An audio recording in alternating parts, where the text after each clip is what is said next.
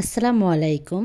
শিমুরেনা কিচেনে আবারও নতুন একটি ভিডিও দেখার জন্য আপনাদের সবাইকে স্বাগতম জানাচ্ছি। কাছের এবং দূরে যে যেখান থেকে আপনারা আমার ভিডিওটি দেখছেন, আশা করি আপনারা সবাই ভালো আছেন, সুস্থ আছেন। আজকে আমি আপনাদের সাথে শেয়ার করব শিং মাছ দিয়ে আলু বেগুনের পাতলা ঝোল রেসিপি। এখানে আমি সিমের বিচি, টমেটো, পেঁয়াজ কুচি, বেগুন, আলু সব কিছু কেটে ধুয়ে রেডি করে নিয়েছি। যে মশলাপাতি লাগবে তা রেডি করে নিয়েছি। হলুদের গুঁড়া, লবণ, মরিচের গুঁড়া, ধনে জিরের গুঁড়া, আদা রসুন বাটা আর কাঁচামরিচ বাটা রেডি করে নিয়েছি। এদিকে আমি মাছ কেটে ধুয়ে রেডি করে নিয়েছি। এখন আমি মেখে নিব। প্রথমেই আমি দিয়ে দিচ্ছি পরিমাণ মতো লবণ। এখন আমি দিয়ে দিচ্ছি পরিমাণ মতো হলুদের গুঁড়া। আর এখন দিয়ে দিচ্ছি শুকনো মরিচের গুঁড়া পরিমাণ মতো। আর এখন আমি দিয়ে দিলাম সামান্য পরিমাণে সরিষার তেল। এখন খুব ভালোভাবে আমি মেখে নিব।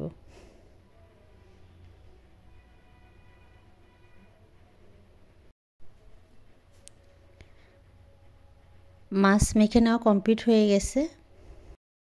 এখন আমি চুলা অন করে দিয়ে প্যান বসিয়ে দিলাম। দিয়ে আমি পরিমাণ মতো সরিষার তেল দিয়ে নিচ্ছি।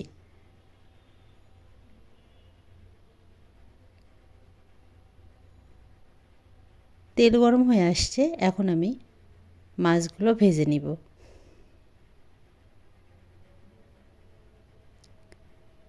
আর এই শিং মাছ দিয়ে আলু বেগুন, তার সাথে যদি সিমের বিচি দেওয়া যায়, খেতে একদম দুর্দান্ত মজাদার হয়।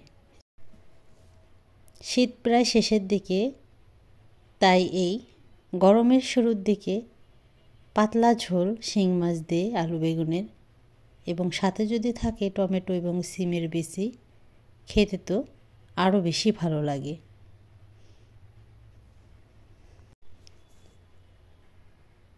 এই তো মাছ ভাজা হয়ে গেছে। এখন আমি একে একে সবগুলো মাছ প্লেটে তুলে নিচ্ছি।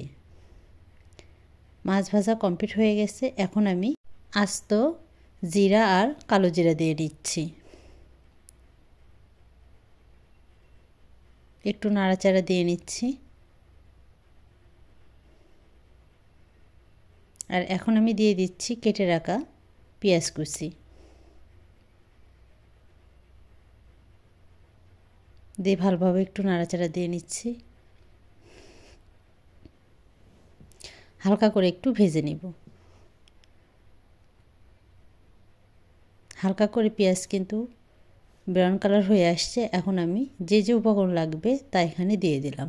হলুদের গুঁড়া, মরিচের গুঁড়া, লবণ, কাঁচা মরিচের গুঁড়া আর সামান্য পরিমাণে দিয়ে দিছি শুকনো মরিচের গুঁড়া। দিয়ে নিয়ে সুন্দরভাবে আমি কষে নিচ্ছি। কষানো হয়ে গেছে। এখন আমি কেটে রাখা আলু দিয়ে নিচ্ছি। তারপরে দিয়ে দিচ্ছি বেগুন।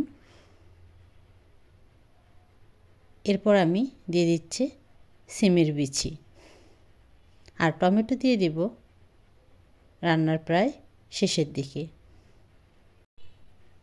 এখন আমি সব মশলাপাতির সাথে সুন্দরভাবে মিক্স করে নিব।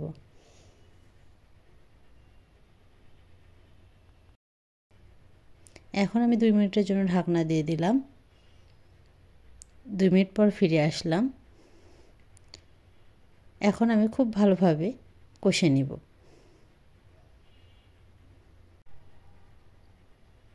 কষানো হয়ে গেছে। এখন আমি গ্রেভির জন্য পানি দিয়ে দিচ্ছি।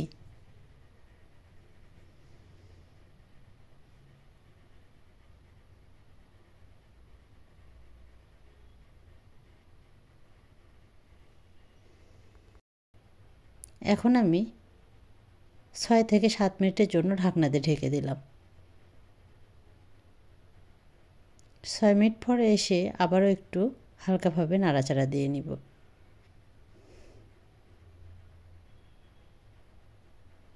এখন আমি ভেজে রাখা শিং মাছ দিয়ে দিচ্ছি। দিয়ে নিয়ে হালকাভাবে একটু নাড়াচাড়া দিয়ে নিচ্ছি।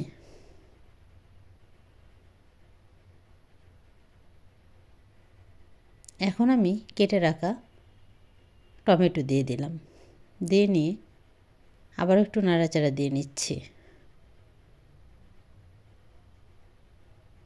আবারও আমি 3 থেকে 4 মিনিটের জন্য ঢাকনা দিয়ে ঢেকে দিলাম। 4 মিনিট পর ফিরে আসলাম। রান্নাটা প্রায় কমপ্লিট হয়ে গেছে। এখন আমি ভেজে রাখা জিরের গুঁড়া দিয়ে দিচ্ছি। আর এই পাতলা ঝোলে জিরের গুঁড়া দিলে খুব ভালো লাগে, সুন্দর একটা স্মেল আসে। এখানে কিন্তু আপনারা চাইলে ধনে পাতা কুচি দিতে পারেন। আমার হাতের কাছে ছিল না, তাই আমি দিতে পারিনি। রান্না কমপ্লিট হয়ে গেছে। এখন আমি গ্যাস অফ করে দিয়ে একটি বাটিতে পরিবেশনের জন্য তুলে নিচ্ছি। যদি আপনাদের কাছে আমার এই ভিডিও বিন্দুমাত্র ভালো লেগে থাকে, প্লিজ আপনারা যারা এখনও সাবস্ক্রাইব করেননি, সাবস্ক্রাইব করে পাশে থাকা বেল বাটন অন করে দেবেন সর্বপ্রথম আমার নোটিফিকেশন পাওয়ার জন্য। আর আপনারা যারা সাবস্ক্রাইব করেছেন আপনাদেরকে অসংখ্য অসংখ্য ধন্যবাদ। আপনাদের সাপোর্ট, আপনাদের ভালোবাসা ছাড়া আমার একার পক্ষে কোনোভাবে এগিয়ে যাওয়া সম্ভব না। এই তো রেডি হয়ে গেল শিং মাছ দিয়ে আলু বেগুনের পাতলা ঝোল।